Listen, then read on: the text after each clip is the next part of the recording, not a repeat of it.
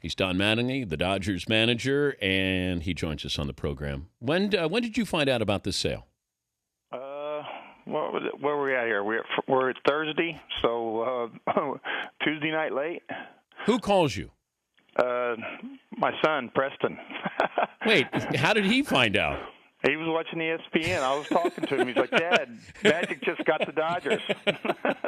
I'm like, what? Let me call you back. And then who do you call? Nobody. I was waiting for my phone to blow up. I was just sitting there watching TV, and next thing you know, the phone's blowing up. So it was interesting. What's it mean for you as the manager of this team? Well, I think it gives us for me, it gives us that direction at the top. I think, obviously, we don't know what that direction is going to be yet, but I think when, these guys come in, Magic and the guys come in, they're going to be driving this organization. I don't think there'll be any doubt about who's running this thing. And over the last couple of years, it's just been kind of like you don't really know because there's so much going on, in Mr. McCourt's life, basically dealing with all this, that it seemed like baseball wasn't really a big part of it. Were you able to ask for them to spend money on free agents? No, we haven't. We don't have anything to do with it, really. From my point, maybe Ned.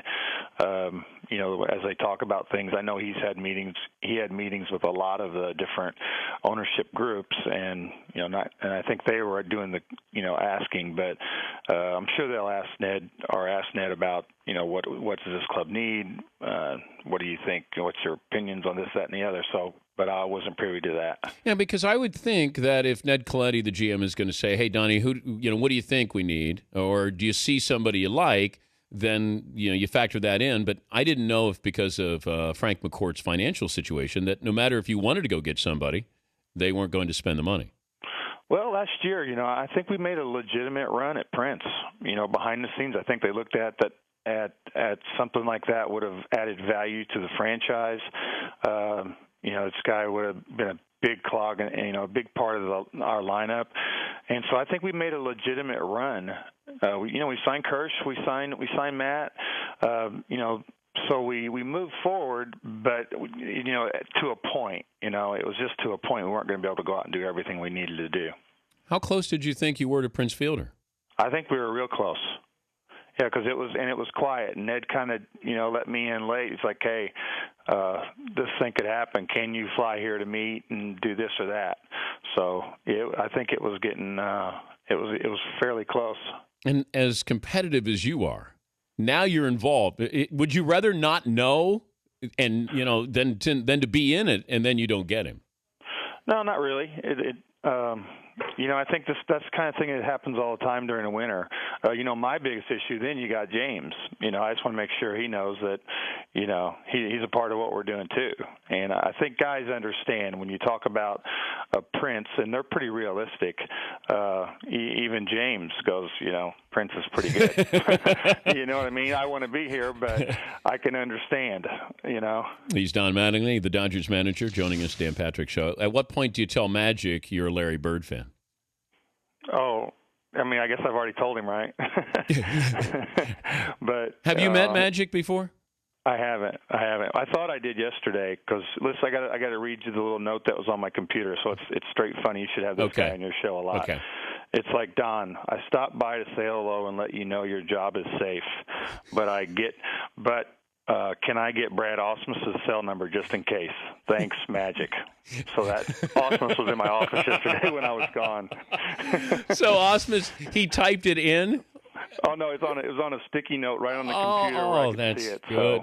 So, he's straight funny. You got to get him on your show. Did you get nervous when you read that? No, not at all. Oh, okay. I knew as soon as it started that, because the text I get over the course of the season, it was like early on from him was like, hey, my group passed the initial test, and your job's now in jeopardy. Yeah. What role do you want Magic to have? Well, obviously, whatever, you want him to be involved. And I think that's what from our standpoint, you want the ownership involved. That just says, hey, we want to win. Whatever it takes, we want to win. Not really whatever it takes, but, how do we get there? They're the ones basically driving it, but you want them to say, "Hey, we care about this, not just this is a business deal, and let's if you guys can do this, we'll make money." That's not what you want from an ownership group as a player. You want to say, "Hey, we're in," and that's we talk about New York with Mr. Steinbrenner. As tough as it could be there, you knew what you were. He wanted to win, and he would pretty much do whatever it would take to win. Expectations for this team this year as opposed to last year? I think a little higher, just because of the way we were able to finish. When you got Matt and you got Clayton Kershaw, it's a pretty good start on both sides, from the pitching side and the offensive side. And, we think we got some guys that can play. Andre Ethier, if he's healthy and can do the things he's capable of, he's about as good a hitter as anybody in this game. And his swing hits everybody.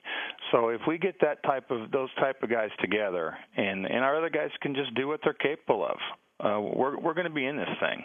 Ethier a better hitter than Kemp? You know what? His mechanics and the swing part of it, probably better, to be honest with you.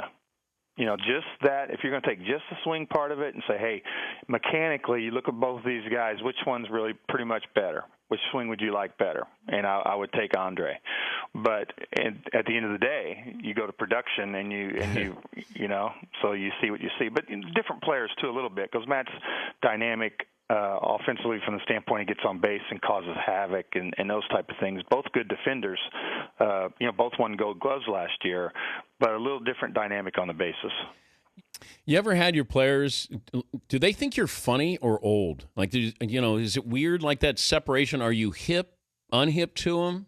Do you have any idea? Well, I think I'm hip. I don't Of know course if they you think do. I'm hip. But do they include you in conversation or jokes? Does somebody? Yeah, we got a good clubhouse. This has been straight. We've had a good camp, and Anybody imitate you? I haven't seen too much of that. Willie Randolph used to do me pretty good. Willie could kind of do anybody. I haven't had the guys do him. They get on me a little bit about some of my dialect. My Indiana dialect comes out sometimes, and they get on me a little bit. Like what? What do they make fun of? Warsh. W-A-R-S-H. You do the Warsh. That's Indiana, man. I'm sorry. It comes out like that. Yeah, imagine if my wife kills me too. Imagine if they were around Bird and heard how he talks. I know. It's funny. My wife's son, he'll be like, "Is there an R in Warsh?" There is in Indiana. Yeah, that's right. Hey, good to visit with you. Good luck with the season, and we hope to talk during the season. All right, Dan. Sounds Thank good. you. All right, Don Mattingly. Thanks.